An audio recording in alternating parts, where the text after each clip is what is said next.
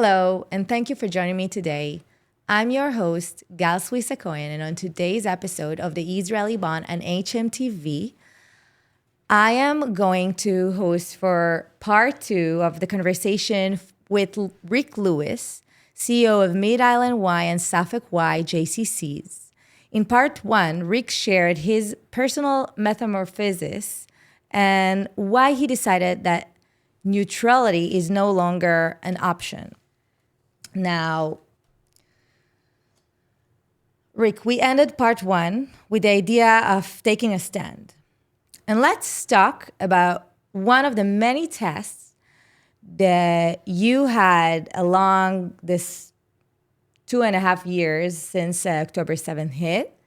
And I want to tap into the UJA Shine a Light events that you hosted this year, both in Mid-Island YJCC and Suffolk YJCC. So I want to note that that was exactly right after the massacre in Bondi Beach, Australia. It was a tense times. Also, the Bondi Beach, Australia massacre was exactly in a Hanukkah event. I remember that I've been in the event at the Mid-Island Y, and you stand on stage and said, if it weren't the weather, we would have done this event outside. And you said, we will not hide. And I must say that for me, as a Jew, but also as Israeli, it was not taken for granted. I personally was a little bit afraid back at the days to be participating in a Jewish event like that. And coming with my kids also, right? It wasn't only me and my husband. Right. So I wonder, why do you think it was so important to say that, to state that, and generally your stand on that? There was no doubt in my mind that people were coming, and one part being thankful we were inside because it was very cold. On the other hand, thinking that we were inside because we were concerned about our safety. And like I said to you in the first episode, we do a lot at the Mid-Island Y and the Suffolk YJCC to make sure that everybody is safe. I know we spend a lot of money to make sure that everybody is safe, and we were not going inside just because we were concerned. We were prepared to spend the extra money that we needed to make sure that the outside was covered with great cooperation from our local police departments, and of course an investment in our finances, which is the big struggle of all of this conversation that we're having. Is, on October 8th, it wasn't how we're going to pay for this. It was, we need to do it and we're going to do it. We still struggle with exactly how we're going to pay for it because everything costs money. But at that point, looking at the audience, it was very clear to me that they needed to understand that we weren't inside because we were hiding. And if I could have done it, again, the weather aside, if I could have done it over again, we would have been outside, because I think it's more important to send the message to the community that nobody can take away our will. And as a matter of fact, a couple of days later, you had the Suffolk Y event, which was outside. Yes. I wasn't there, but my husband and my daughter was there. And it was a great, well-attended event, and we were outside. It was a little bit warmer. It was much more comfortable. And we weren't even in the back of the building. We were in the front of the building. We were right out on the main road. And again, we had plenty of guards with us. We had the Suffolk County Police Department with us, and we stood proud. But why was it so important to state that? Like, I wonder. Like, I understand, like as a tagline, and we shouldn't be afraid, but it is frightening. Like, I can say, as Israeli, as a Jew at the diaspora, I was afraid to send my kids there. I believe that at the Bondi Beach, they also had a lot of security. It's not something that is so obvious, not at all.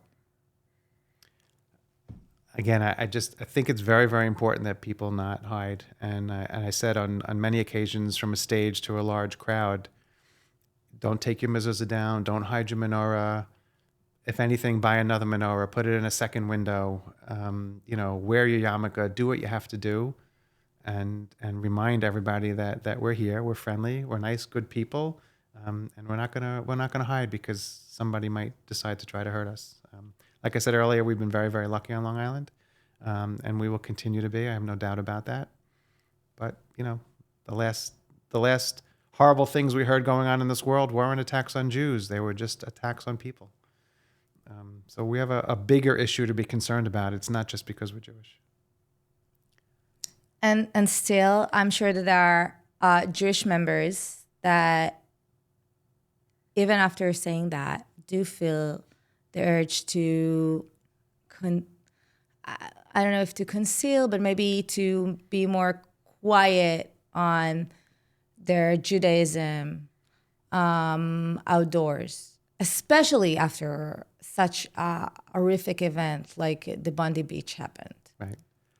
I mean, I encourage people to do what makes them comfortable, and not everybody's comfortable. So, you can do what's right for you and your family. But I've been saying that for years to anybody that comes in the JCC, having nothing to do with Jewish, not Jewish, or October 7th. Sometimes they're attending one of our programs and it doesn't work out perfectly. And I say, okay, you do what's right for your family. Go find the same program someplace else. Like, it's okay. But again, the Mid-Island YJCC and the Suffolk YJCC have taken a stance, and we stick by it. When Bondi Beach happened, I didn't put a tarp on the wall and, hide the hostages. The wall stood there, and we stand proudly with the wall. The world needs to continue to be educated, and we can't hide. Do you feel that in some sense you were, like, I wonder what happened before. Like, were you less worried about anti-Semitism before October 7th, before all these events? Because it's not only October 7th. Let's be honest. Yes, October 7th happened, then anti-Semitism is not new. Like, it hit new heights, and it hit new heights before October 7th. But so did Asian hate and all the other versions of hate out there. And they're all the same. We're just a much smaller population. For some reason, we're hated by more people. But we have to work harder to get people to understand that we're not bad people. We're not all bad people. Yeah, there are some that aren't so great. I understand that. But you could say that about any population, about any religion, about any group of people coming from any country. Most of the people are wonderful, and they just want to be friendly, or they don't want anything to do with you, and that's fine. Not everybody's out to hurt you. But it happens everywhere.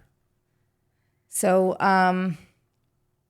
okay, so I want to take you it's not really like, it's more so back, but a year ago, you participated in a delegation, in a CEO delegation to Israel with CEOs from New York area. I know that for you, it was the first time being in Israel, right? Not my first time. My first time since October 7th. But it was my third trip to Israel. Okay. Yeah. So, I want you to tell me about this visit. It was incredibly eye-opening for me. Being with colleagues, not being with my family, has a little bit of a different feel, of course. But when you're here and you're watching the news and you hear about it and you hear stories about what's going on over there, it's one thing. But when you're there and you see it and you feel it and you touch it, it has a very, very different feeling. When you're standing on the border and you're standing in an apartment that was attacked and you see the hole in the wall where the missile came in, and you don't really know if the people lived or died or what happened at that moment, it just presents a whole new sense of reality. And I thought it was very important to go there, see it, feel it, and bring it back. Bring back the message, again, saying, I'm not afraid, we can't be afraid, and everybody should go to Israel. And I still tell people, you should go to Israel. Take your friends. It doesn't matter. Don't worry about it. Unfortunately, yes, it happens that people get killed on the streets. It happens on Long Island. It happened in Comac. It happens in the city. It happens everywhere you go. But we still go to the city. You say, like, Israel is not different in that sense of everywhere is.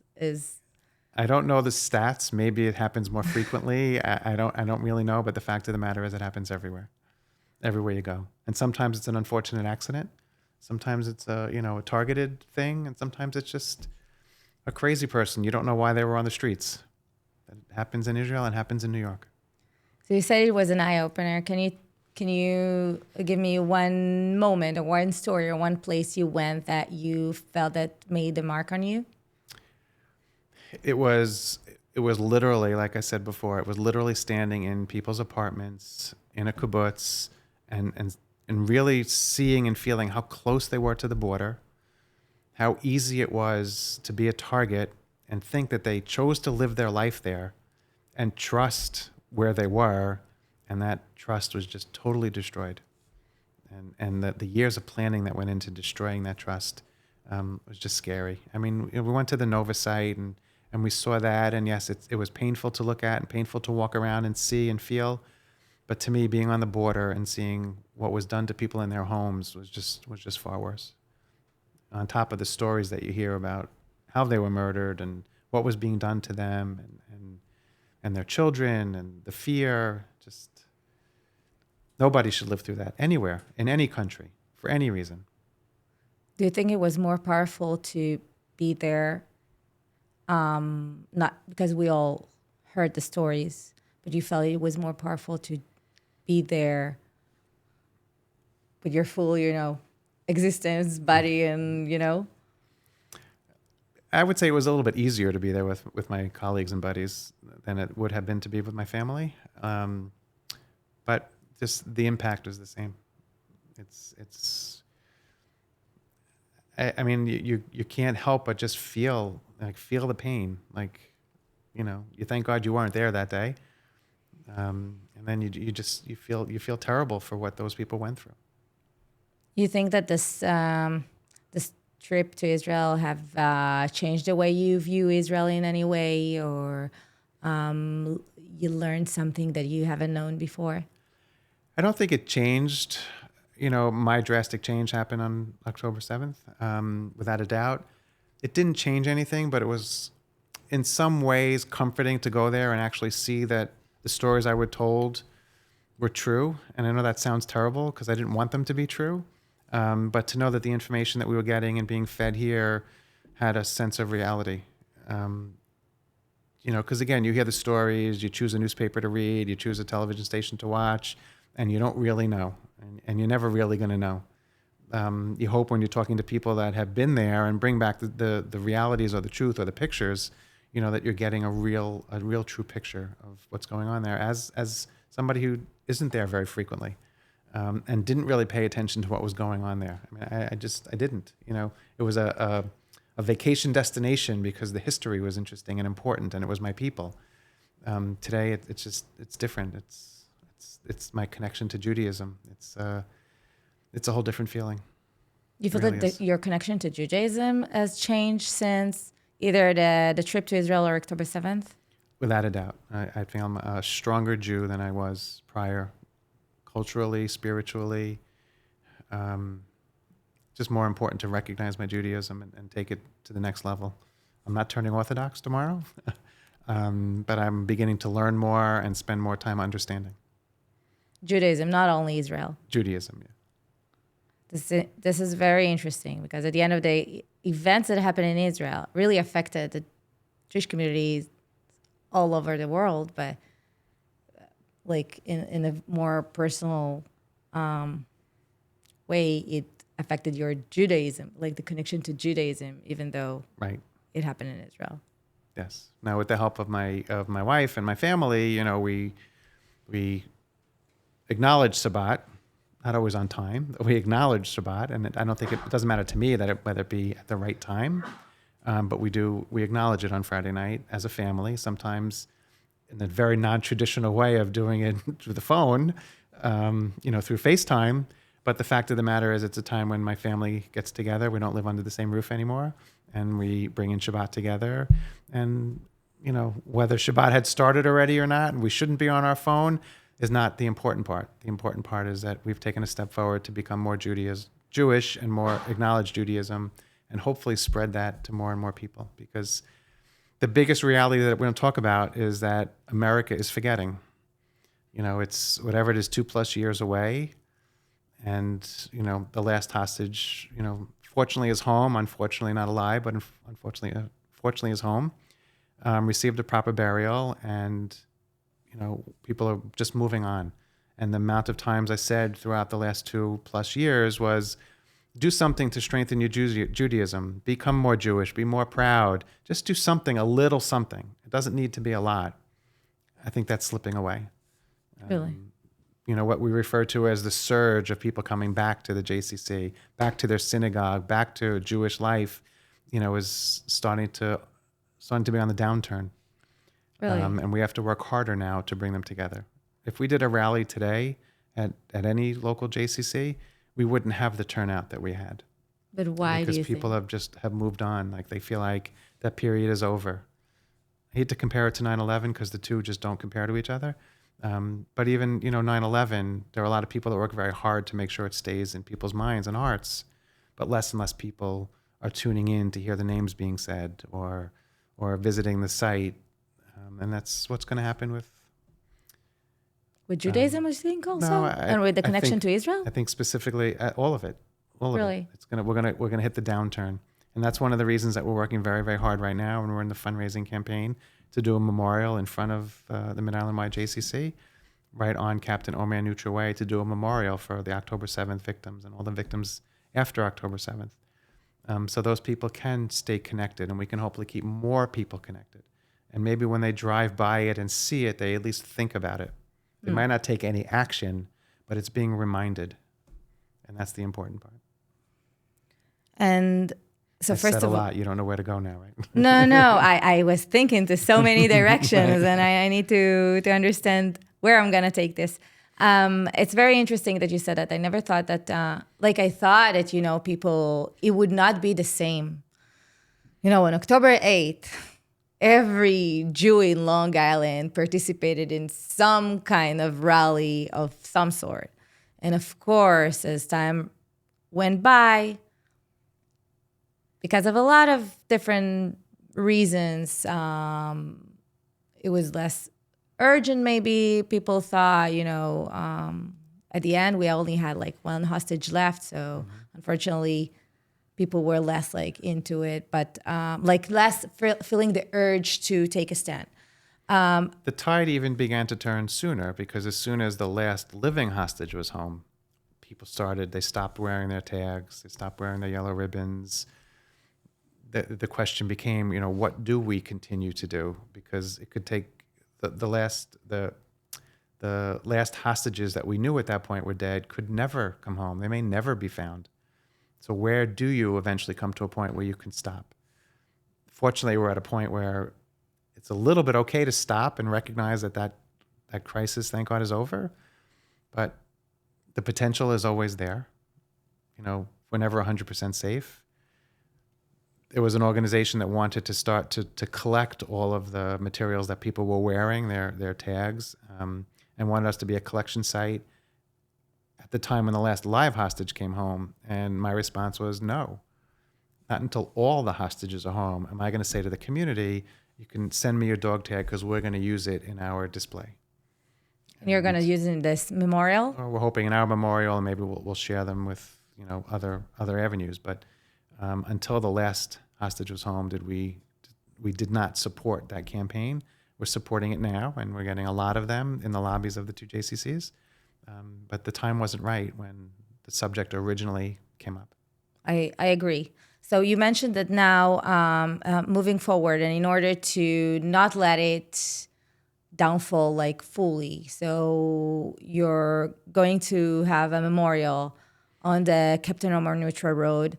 Do you have more programs at the JCC or not in the JCC, generally programs that you're working to create in order to preserve?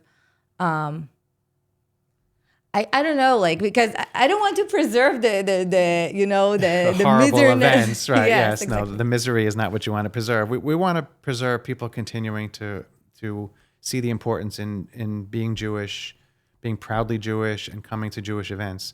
I wouldn't tell you that we're continuing right now to talk about the hostages or the atrocities that happened on October 7th.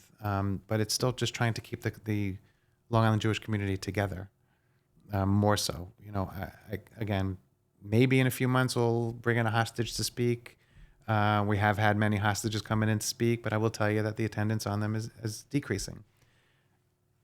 We might come back to it at some point in time for some reason, but that's not the focus. The focus is keeping Judaism strong. And that is just keeping our doors open, making sure people feel safe, offering good quality program. But it's not necessarily going to be program around October 7th anymore. And because we're talking, like, this is the Israeli Bond podcast, do you have programs that are more bringing Jews or people more connect them better to Israel? In that stance, like, what do you do? We will always do everything we can. That stance is not going away. Israel is a more prominent topic, discussion, something we educate about more than we ever have, and we will continue to do it more and more and more. Because again, it's part of keeping the Jewish community together and people understanding that we need to have an Israel. And if we don't have an Israel, we then go through the atrocities that happened many, many, many, many years ago. We have to have a home, and we will always have a home. And people need to understand that. And like I said earlier, we just don't want people turning around, going back to the way it was on October 6th. Yeah. Because it wasn't bad, but it's a different world we live in today. We're never going back to October 6th. Yeah. And I definitely think that Israel is kind of a backbone that can create or preserve this connection of the Jewish community. I feel that this is what we're doing here. Right. And like, I'm here on the podcast, but generally as the delegation, the Center for Israel delegation on Long Island, I think that Israel is a backbone that really connects Jewish communities around the world. And what you do, I don't think people value enough what you and your family have done to come here. And I think you enjoy being here. And maybe it took a little while to get comfortable with it. But you being here, being away from Israel in a very, very difficult time, I'm sure it was a struggle on October 8th. Like, what should we do? Should we be here? Should we go home? But you're being here, and you're continuously giving the message about what was happening in Israel and how important Israel is, made my job easier. And it wasn't just you and your family, but I think there were about a dozen of shlichot that are here doing the same thing. And the sacrifice they make from being away from their family is incredible and so important. Thank you so much for saying that. So we're going through like the end of the podcast, but still, I want to ask you. I'm going to ask you two questions. Okay. So the first one. So you first two questions are free. So you live in the community that you lead. And when you look at your children, we haven't tapped into your family. Zachary, Jordana, and Jake. That's them. That's them. What is the new contract with Israel that you're writing for their generation? So it's interesting that we get into this topic, but I will tell you, my kids went to 3 very, very different universities. Size, shape, etc., states, and each experienced anti-Semitism in a different way on their campuses. And again, this was before the explosion of anti-Semitism, which we haven't really talked about. They clearly got the message. I didn't need to pound it into them. They understand the difference in me and their mother on October 8th. They see the additional attention we've paid and the extra trip I took to Israel. My wife and daughter are actually in Israel as we sit here and speak. They just know the importance. And I know that they're looking forward to a family trip to Israel, hopefully in 2027, when you and your husband and family are back in Israel to host us. Of course. Look forward. They're very bright kids, and they've learned from everything me and their mother do just by watching us and being part of it. So the last question for you for today's podcast. So what is your message to the American Jew who feels maybe confused right now?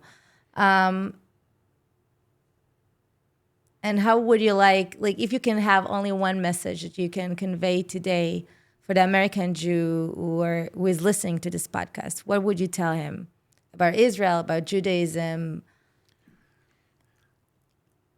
It starts with getting involved.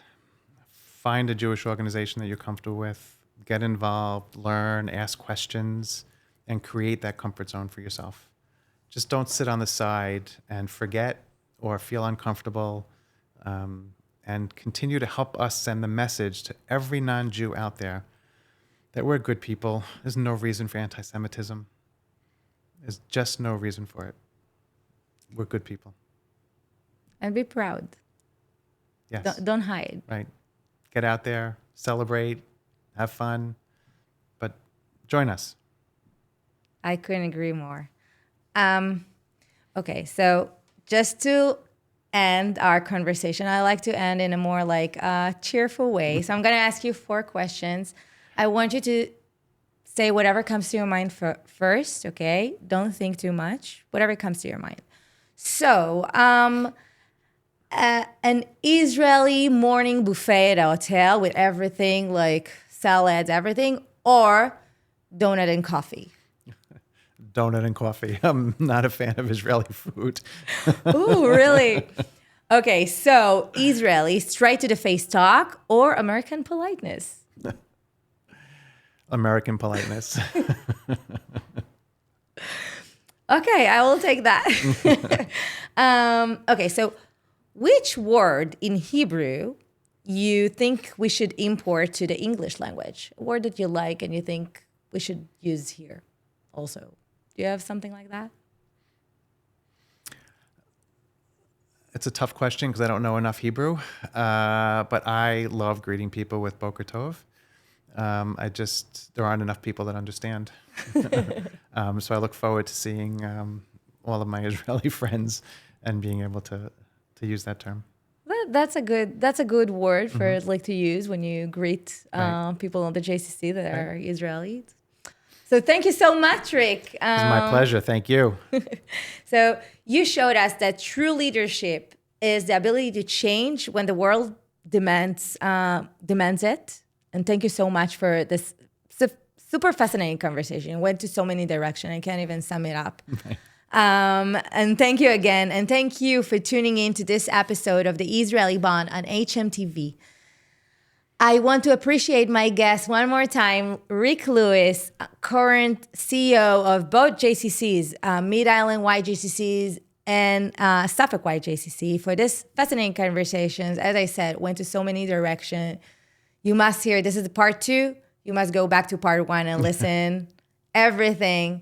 It was really enjoyable and fascinating conversation. And if you enjoyed exploring the information, history, and stories of today's conversation, be sure to check out our other podcasts here on hmTV. Please subscribe, share, and stay connected for more engaging conversations. Until next time, take care and be well.